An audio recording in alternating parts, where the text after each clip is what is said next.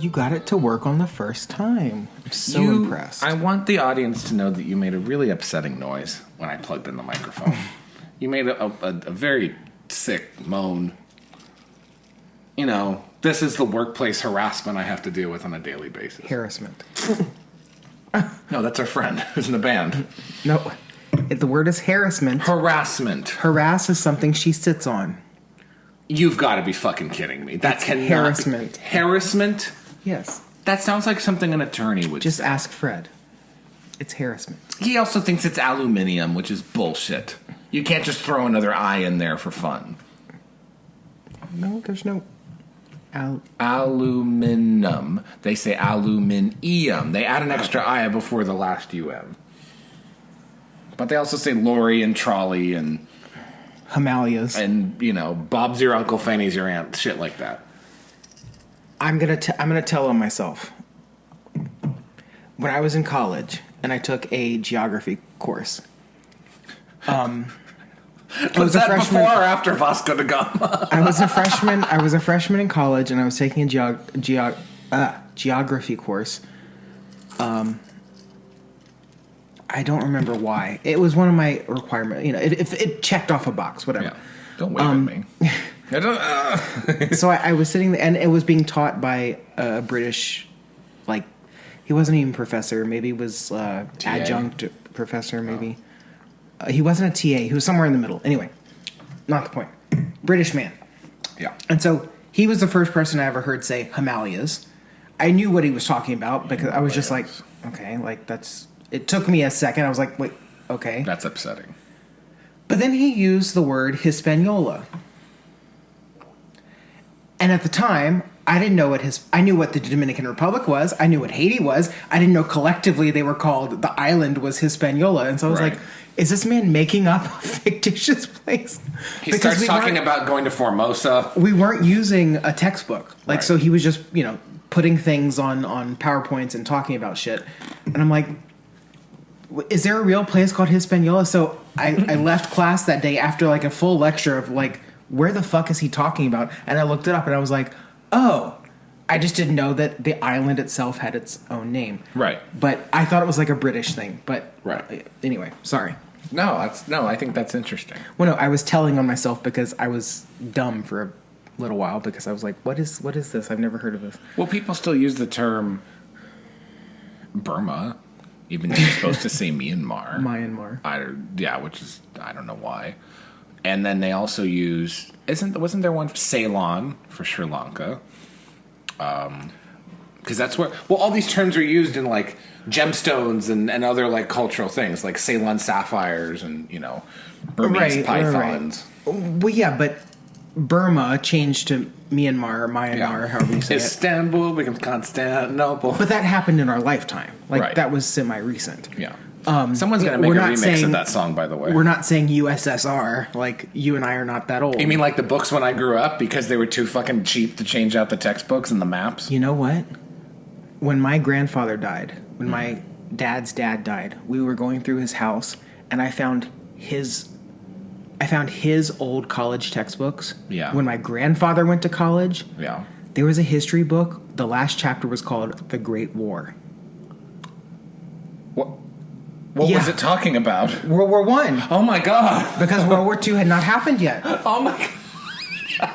And it was talking about it as if it was present. Basically, it was written maybe 20 years after that. Wow! And that was the last chapter in the history textbook. And I think I still have that book somewhere in a box. Well, are there any living World War I? Maybe one or two. No. Okay. Not World War I. No. So. After World War I... There's barely any World War II. But see, the thing growing up is that for us, in any kind of American textbook understanding, anything like this, any kind of history education, unless you get to a graduate level, everything is about World War II.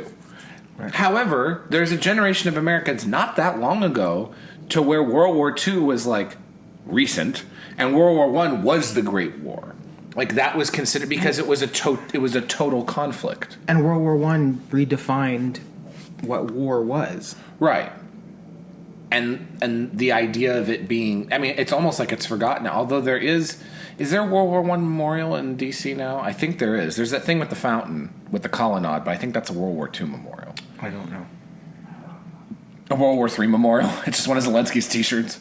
No, yeah, no, I don't think there is a World War One memorial because the World War II has the column that says Pacific. And okay, so that's very recent that they put Yes. that up. Like that's within the past few years, I think. Because I went to Which is D.C. in high bizarre. school and it was not there. Which is bizarre that they have a Vietnam memorial before they had a World War II memorial. Like, That's true. They made that really quick. it just didn't quite make sense. But anyway, Well, I guess it wasn't a hard sell, but for some reason there was a lot of disagreement in how it should happen or who would fund it or something like that. I remember, maybe the government actually felt guilty about what they did in and they were like, "Hurry up, stick the granite out there." because most of those people died because of the ineptitude of the government. Right. And it killed off many generations of soldiers stretching back to the Civil War and before, where it was like, my father was a soldier, my grandfather was a soldier, my great-great-grandfather was a soldier. I'm not saying me, but those people. And then their line died out during the Vietnam War. So we lost a lot of our best warriors during that time. My dad was in Vietnam, and he has plenty of stories. Half my dad's high school class was in Vietnam. Right. And my dad, is different. He was raised and he always has been, Republican conservative. Well, not Republican, but that's a different story. Right. But he's always been different. he's always been conservative. But a lot of other people who tell of their, time in Vietnam, they say, I was very progressive, liberal, almost hippie Until I went to Vietnam, and then I realized that the government doesn't give a fuck about me, and I came back as a Republican because I'm like, Lyndon B. Johnson, sit and spin. The scary thing is that if it wasn't for the outcome of Vietnam the way that it was, LBJ would have been one of those top 5 presidents like an FDR in the rankings. Not saying he actually would have been, but because of what he tried to accomplish and the scale of the things that he tried to accomplish. Apparently, Lyndon B. Johnson was one of the most racist people in the world, even though he, quote unquote, fought for civil rights. Yeah, he helped civil rights. Yeah, he'd be saying the N-word in the conference room and while he's signing the law, while he's whipping his dick out and peeing in front of people. I don't even remember who someone came forward, way after the fact and said, I remember him saying, yeah, let's just give these stupid rights because, they'll be voting for us for 100 years. Yeah, something like that. But literally saying, like, we're not actually giving them rights, but we're making them think they have rights. Right. Anyway, we've gone off on a tangent. We weren't even supposed to be talking about this. Well, we didn't even have topics, so we might as well talk about it. Imagine a textbook going to school and it's like, this newfound war, the Mexican-American War. Oh, God. Can you say Mexican anymore? What? I'm not yelling. Mexican. Selena was Mexican. She wasn't Puerto Rican. No, we did have a few things to talk about. So you came to a realization. Well, not a realization, but we had a conversation this morning about yes, turning California red. We're talking about how if Texas becomes blue in the next couple of there's a possibility of Texas becoming blue in the next couple of elections and California becoming more red. In fact, maybe even switching over to pink. And this comes to Ma'am. One Is it transitioning? One in the blue, 2 in the pink. Something like that. But one of the things that I remember when Rick Grinnell came and spoke not long ago, I think this was like a year or so ago, 2 years ago, was talking about how in California there's a whole roll of Republican voters, over 500,000, that are registered. They are, alive. And they are not... Okay, I have to pause and I have to go close the window. But anyway, go on. Exposition. Exposition. So, yeah, over 500,000 people Or registered Republican, registered to vote, and registered as Republican. and registered to vote, eligible to vote, Right. still but above do ground. not actually vote. Who do not vote. So They you stay have home. it's like 500,000 disaffected Republican voters in California. And that surprises people because people think, but there's more registered Republican voters in California than there are in any other state. Like there's no contention about that. And more Republican donations come from California than any other state, which is why, Orange County being the nexus of that, every presidential candidate has to make a stop here. Every primary candidate makes a stop here and does a fundraiser in or near Orange County because you've got a lot of money here. You have a lot of successful Republicans who retired here, far more than Florida even. So you have these inactive Republican voters. Okay, the margin for Karen Bass, when she ran for mayor of Los Angeles against Rick Caruso, who was a Republican donor turned Democrat, was in the low thousands, I believe, that she won by. And so if a few voters in the Valley, just the Valley, the San Fernando Valley, were activated that are registered Republican voters, she would not be mayor. If just a few voters were activated in certain districts, both state house and U.S. house, there would be half the number of Democratic representatives. And that could even affect the Democratic control of the state house and of the Republican congressional representation. And so while many Republican voters have left to other states like Texas and Florida and Nevada and Arizona and Idaho, you have a lot of people still here. I'm sorry, it's worth mentioning that, as self-proclaimed ombudsman of this show, Self-styled. it's worth mentioning that Rick Caruso, who lost to Karen Bass, was also running as a Democrat. Like he knew he knew he wasn't he didn't stand a chance if he ran as a Republican. Right, because the role But he had Republican ideals in a way. And the role of mayor in Los Angeles is this. I have a written piece coming out about this that I've been kind of researching.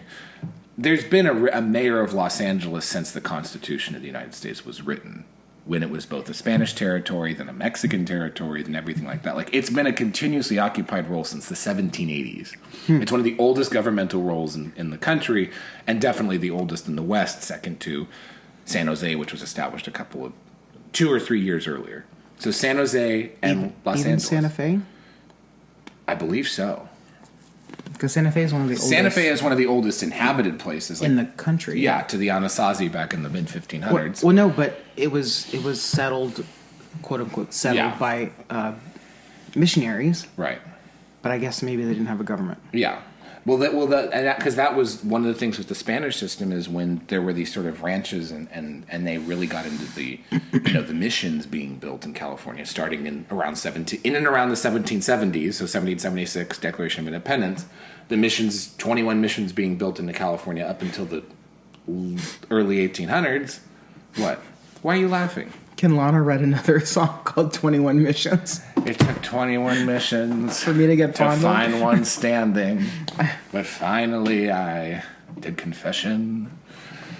Past Ventura, Mission San Buenaventura, and San Diego. I'm sorry, you said almost to Santa Barbara. I heard it. Anyway, I didn't mean to interrupt you.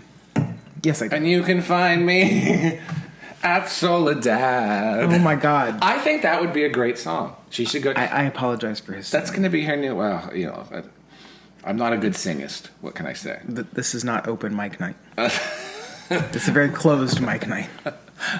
Mic's open. Who knew? So, it's an oldly occupied position.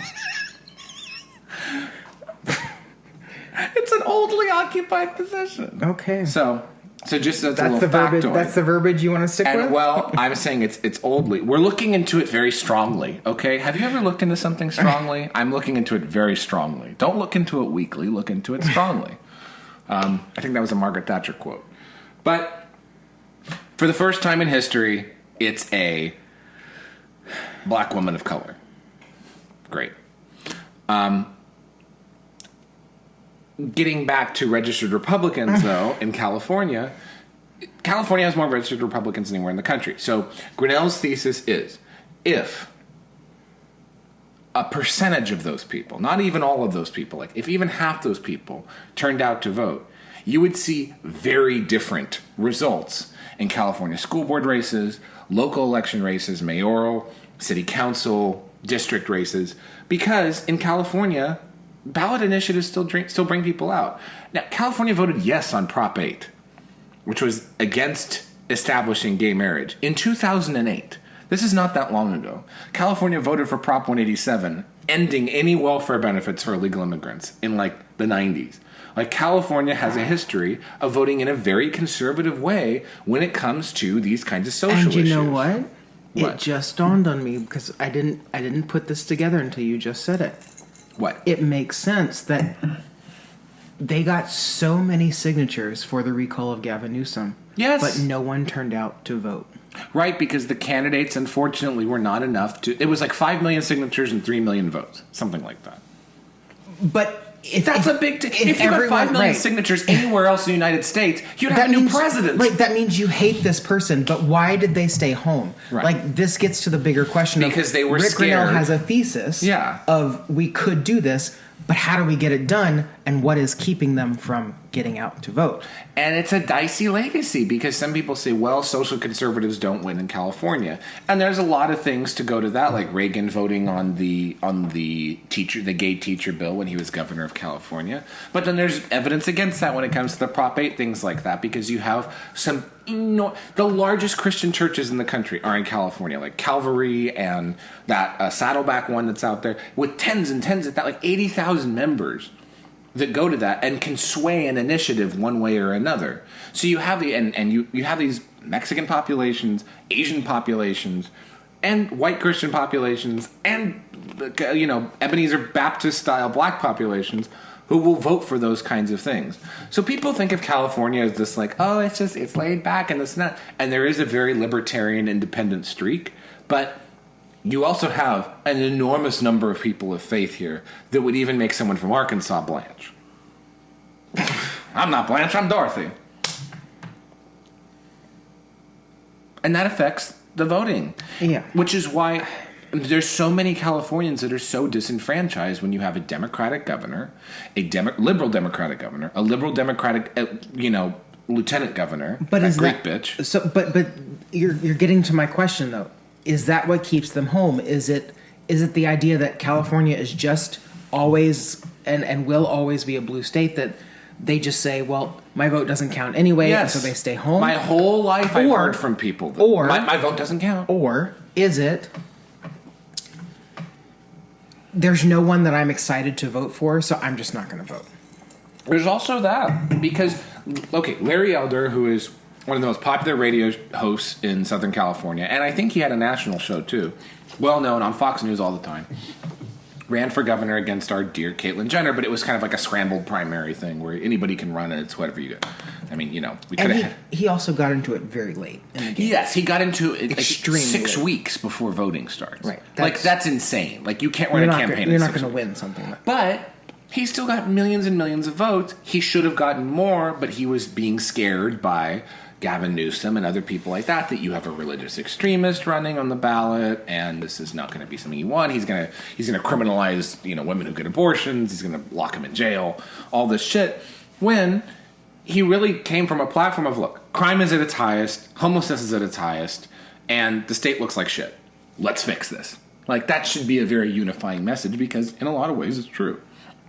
And whether you live in Silicon Valley, or you live up by Mount Shasta, or you live way out in San Bernardino Mountains, you've seen it. Like, you've seen how, in a lot of ways, the state has fallen apart.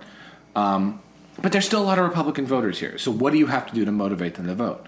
Now, on the other hand, you have Texas, whose demographics are changing because you have more Hispanic voters than ever and all that happening. And yes, you have some conservatives moving there from other states, but Texas is not as red as people think it is, and just from demographic changes alone in the next few years could very easily become a light blue state. Now, in a presidential election, that's throwing an enormous amount of electoral votes towards any Democratic candidate running. But also, just to clarify, Texas is... The problem with Texas, and I hate to say problem. So many problems with Texas. I know, right? No, the idiosyncrasy with Texas is that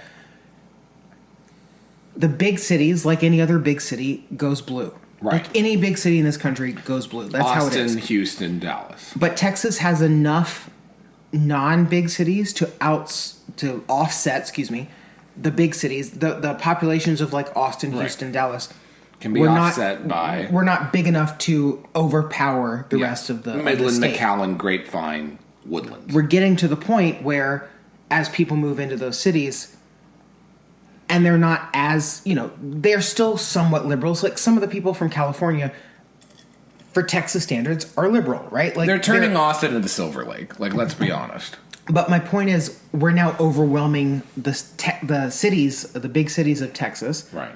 And they're now becoming bluer, and now the populations have swelled, and they're not able. The red is not able to offset the blue.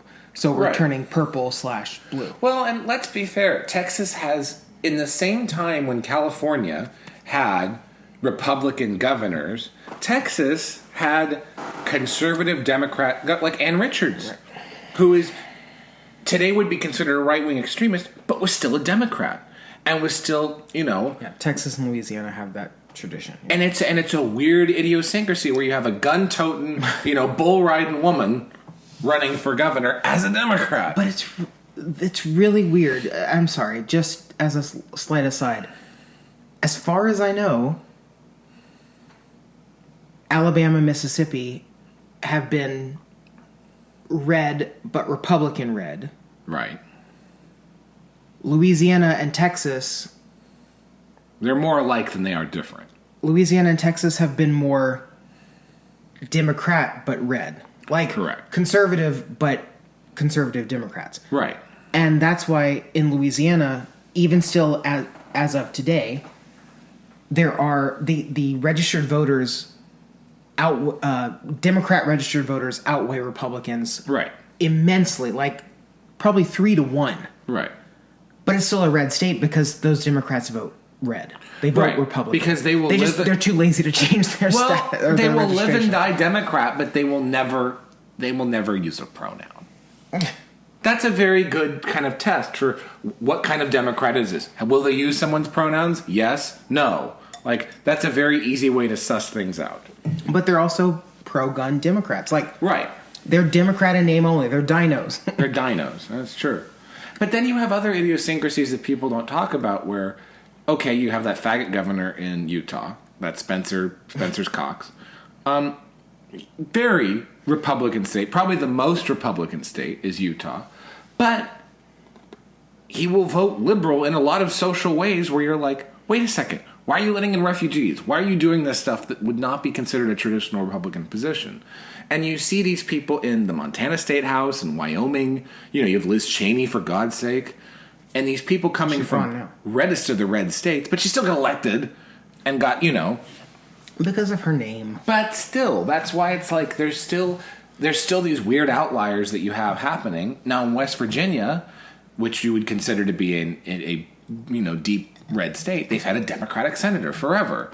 You have, Joe Manchin.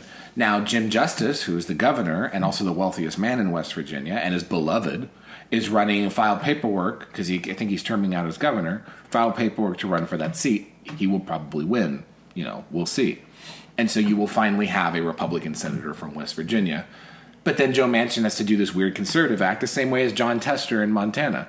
Montana, you'd think, is this like deep red state, and a lot of areas outside of Missoula, which is a college town, are. They have a trans state representative in the House.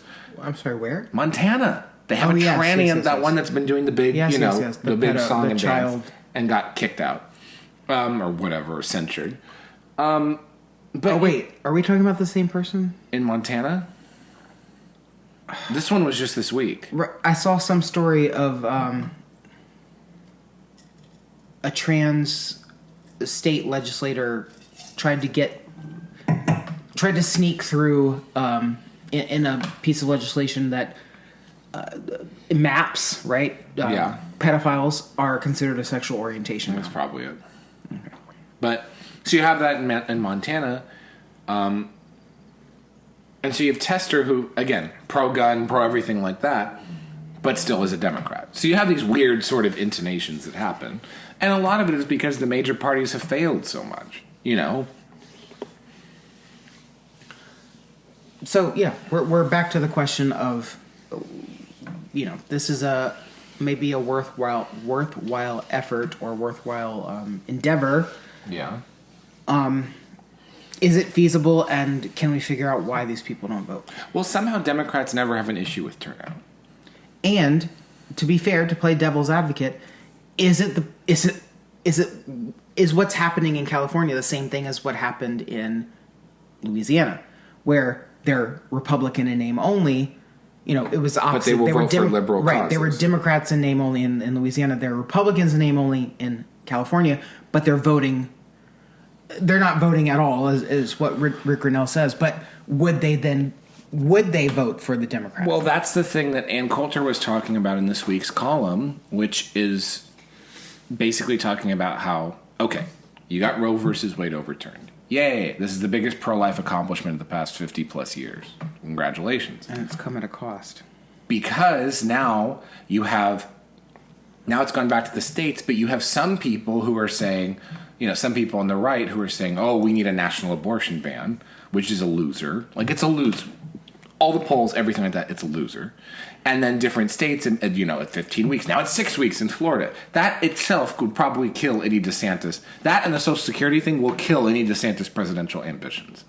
He will come out, and within 20 minutes they will say he wants to have pregnant mothers arrested who want to get an abortion, put him in jail, and he's going to cut your Social Security. That is death in a political sense. Like, you will never win a primary or a general or anything with that being stapled to you. Like, it's just not going to happen. Doesn't matter how many arguments you can make. Doesn't matter if it's where Walt goes to die. None of that matters. I don't care how many fights you pick with Disney. That's not going to win. So he has that big thing to overcome.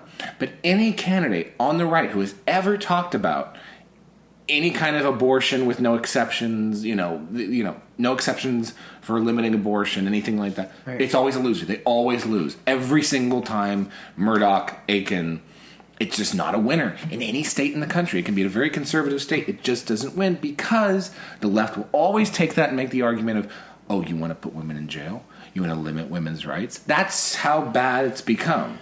So stick with your Roe win, because otherwise you're going to get a liberal candidate in there who will enshrine abortion into federal law, and there will be more abortions than there's ever been.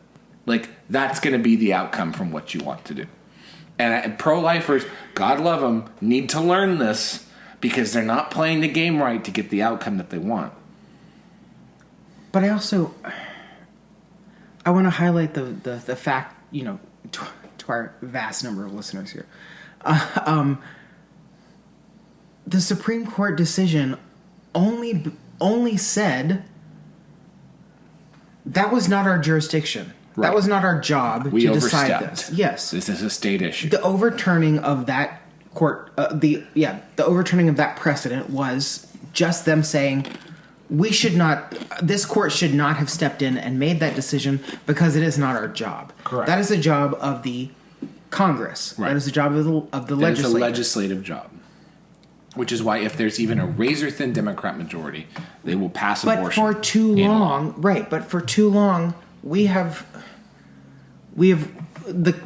legislator, I shouldn't say we, the legislature in this country has relied on, well, we won't do our jobs, we won't do anything, we'll let the courts decide. We'll let the courts basically set law, right, which is not their job. Right. And so this more conservative and originalist is the proper Supreme Court term. Right. This more originalist Supreme Court is saying, according to the Constitution, that's not our job. So we're rolling back some of these decisions that should have been made in your care. Right. And so that's why, this whole Obergefell thing, that people were upset. It could be overturned. It should be overturned. That was not the court's job.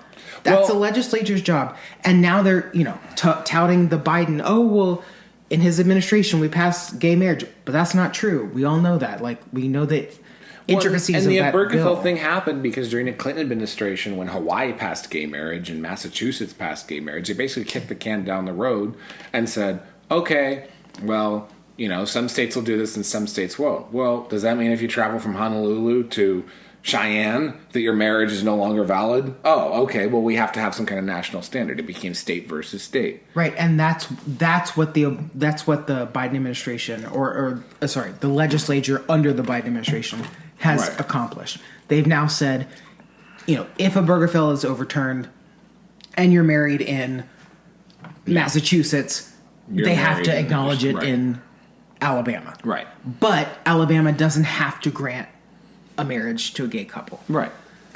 So it's not the same. Well, we're getting into a weird situation now where so many people on the left, especially, I don't want to even say coastally because they live anywhere, but they're coming from the perspective of, well, no state should be allowed to have a restriction on abortion. No state should be allowed to have a restriction on gay marriage. No state should be allowed to have a restriction on marijuana. And so it's a sort of like 50 states... Instead of 50 states being different labs of experimentation, it's becoming 50 states need to work in lockstep. Sorry, there's a MILF across the street that pulled my attention. And it's a little early for a leopard skirt, ma'am, and she's going up to a window. Maybe she's a hooker. There's someone hooking in our own front yard. Yeah, but she's getting into a woman's car. Oh my God, they're doing lesbian things. Welcome to MILF Manor. But she looked kind of like LaToya Jackson. But, the left... Skin. Huh? Too light of a skin. Oh, God. For LaToya? LaToya's lighter than you. Have you seen her lately? She's using Michael's face products. This woman's pale. Anyway. Who you call that pale face? No, you're getting to a situation now where the left, many people on the left, especially the quote progressive left, have contempt for a 50 states, 50 laboratories of experimentation way, which is why you're seeing trans legislators placed in states like Montana. Like Montana, which has, I guarantee. By the way, okay, you want to do a thought experiment? All right. The number of trans people in Montana you could fit into this room. That's how many people you're talking about. It sounds like people. No, but it sounds like an Arrested Development with the Never Nude, where he's like, there are dozens of us, dozens. Like, there might be a couple dozen trans people in the entire state of Montana. And how many of them are out of state? It's like a couple dozen people, period, in the state of Montana. Well, I mean, yes. So it's like Montana, which has, 700,000 people? Right. Isn't the joke there's more cows in Montana than people? Something like that, yes. So there's enough trans people in Montana to fit into one room. If there's 99 trannies into one room, I'm leaving. Like, there's 99 trannies in one room. You're at the Abbey on Tuesday night. You're in Eddie Murphy's car. But, okay. Allegedly. No, it wasn't alleged. That was... What you talking about, baby? That's not alleged. That happened. I was just giving somebody a ride. Oh, my God. So, why is there a trans legislator from Montana when you have enough trans people from Montana to fit into one small room? Okay. So, you're not representative of the population. But this person was placed into office there who is partnered with a national trans agitator. Like, that's their partner, is some national tranny. Tell me I'm your national tranny. Running this whole, thing of like, but we need to get trans rights in Montana. We need to teach kids about this and get hormone treatment, all that crap. So when you have the left doing that, where instead of the idea of 50 states, 50 labs of experimentation, it's 50 states have to agitate. You get everybody on one side, and then we pass federal law, and then Iowa cannot be different from Alaska. Hawaii cannot be different from New Hampshire. That's a real problem. And the concept of states' rights now has, unfortunately, been ascribed to this, Jim Crow style, bring back the guillotines and the hanging kind of concept. What is the lynching? That's what the term is. Right. What is the demonization? What is it with the demonization of states' rights? I just don't understand. Like, you're taught in school that states' rights means nullification. It means racism. It means because the last time we really, really, really had that conversation was the Civil War. Right. There's nothing wrong with saying states' rights. There's nothing wrong with being nationalist. What's wrong with having as a state long as it's that not taken to the extreme? Right, but there's nothing wrong with having a state that says, you know what? In our state, the people who live in our state have decided that abortion should be legal up until the point of birth. Okay. I don't agree with that, and I would be upset if I was in a state that allowed that. But what's wrong with the next state, the state, that's adjoining that, saying, hey, we think that, after the first trimester, put the brakes on it, like it has to be a really severe exception in order to get an abortion. There's nothing wrong with that. And there's nothing wrong with... That's what leads to the people saying, well, what about those people traveling, could that fall under the interstate commerce clause of what, the traveling abortionist? Like well, the flying no, like Melendez?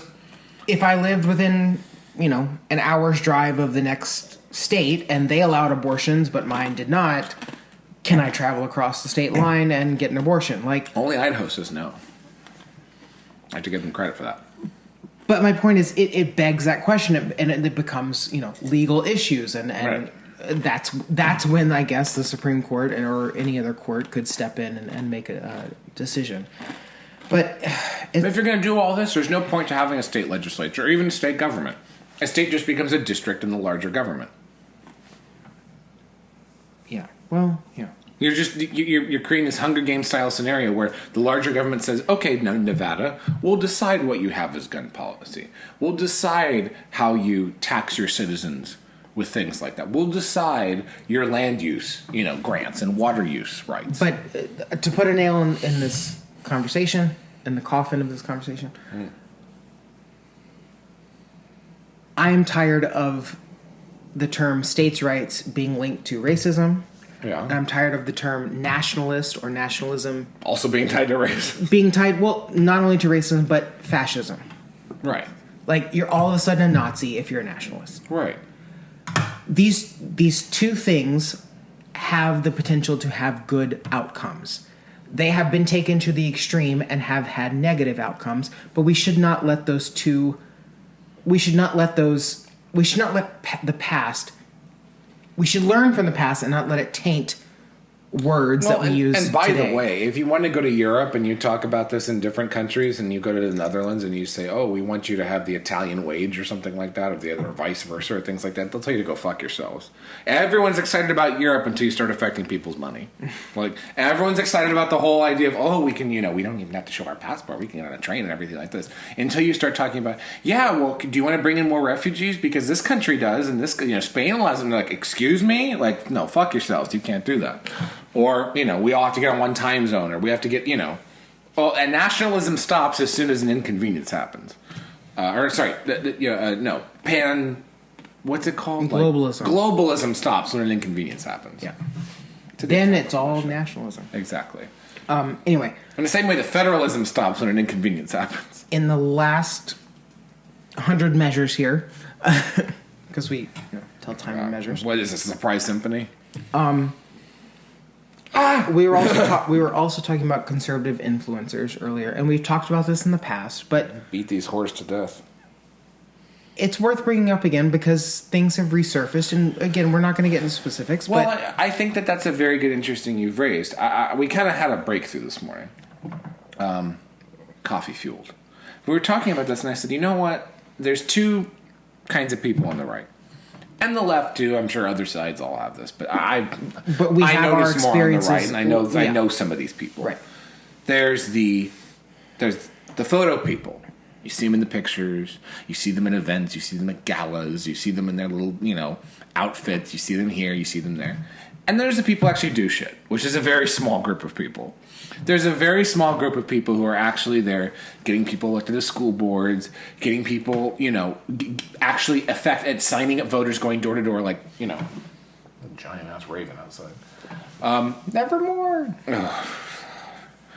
There's a very small group of people who are going door to door, registering voters, getting people on school boards, getting representatives and senators elected, and actually doing the business of politics and affecting electoral outcomes and legislative outcomes and executive and judicial outcomes. And then there's quite a few people who, any minute now, they're going to do why I left the right, And 2 years after they did their why I left the left videos, because they just care about getting in the photos with the people who are actually doing things. Or because they went to a party that didn't have an open bar. Yes. Or because it was like, they weren't victimized in the past 18 months. Like, are they going to say that in their video? No. Of course not. But they're going to be like, I went to Starbucks and they told me because I wore a red hat, I'm not allowed to get a latte on ice. And I just feel like this is what fascism brought, and this is all the right's fault. I believe in MAGA and Trump 2 weeks later.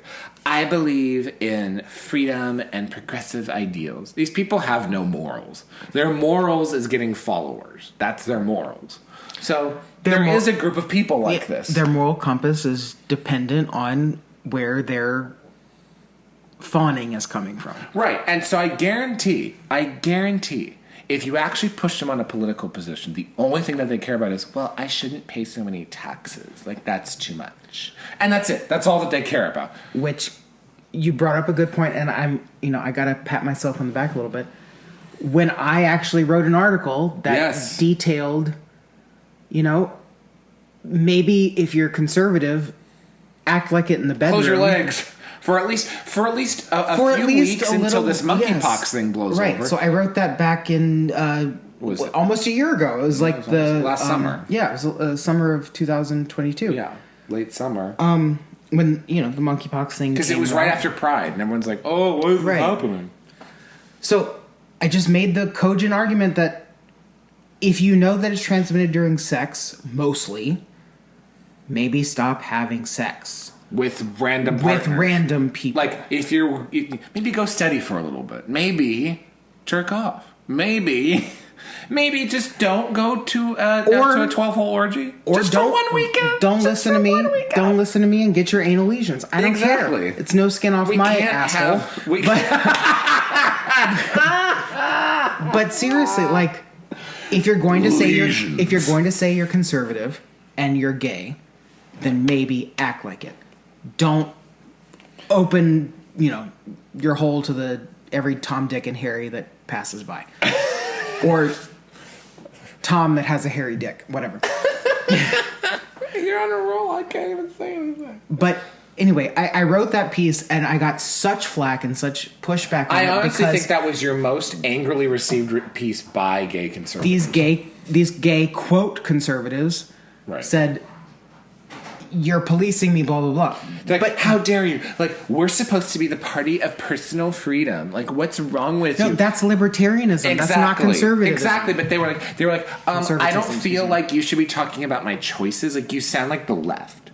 And so these, whores got upset, hose mad, and, now you see them in Florida, which Florida is so, I'm sorry, I'm going to say this, and this is going to upset some people. If you're sitting there bragging about your trips to Florida all the time, Florida is tacky and it's gross. Nothing is going to change that. There is no class in Florida. I'm sorry. The class left Florida when Mama Elsa died. Yes. Mama Elsa took the class with her in her pocketbook. No. Florida, I'm sorry, but you see them all the time, like, partying in Florida, I'm in Florida, I'm on the beach in Florida, oh, fuck me. Like, that's basically what you see on these desperate people's, Instagrams and God knows what on their Twitters. But there is something to be said for that, where it's like, okay, like, you want to go do that, fine, but don't pretend to be a conservative. Like, don't pretend that this is what you care about. Don't pretend that you support a candidate that you don't. Like, you just do it because you like being a little bit edgy. That's kind of what these people have done. And so you notice that these people are... There's lots of photos, lots of things like this. Never any work. They got in a picture with somebody. What have they done? Have they signed up one voter this week? No. Oh, okay. Maybe they went door to... No. Maybe they worked on a school board. No, they didn't work on a school board. Okay, maybe they wrote... No, they can't write. No. They showed up to a school board meeting for the video/photo that went viral. Yeah. But they didn't actually do anything. They didn't accomplish anything. Showing to a school board meeting with a poster is the... I'm sorry, that's like going to a glory hole and saying you went on a date. It's useless. It doesn't count. You didn't do anything. Meanwhile, someone else who is gay and conservative and actually working got 2 people on that school board changed, so that school board is not going to teach 5-year-olds how to fist. Someone actually did the fucking work. You showed up so that you could get a little angry byline in Queer Tea and moved it along and went, back to your Legion orgy. It's something to me that I just don't understand. I don't understand the behavior behind it.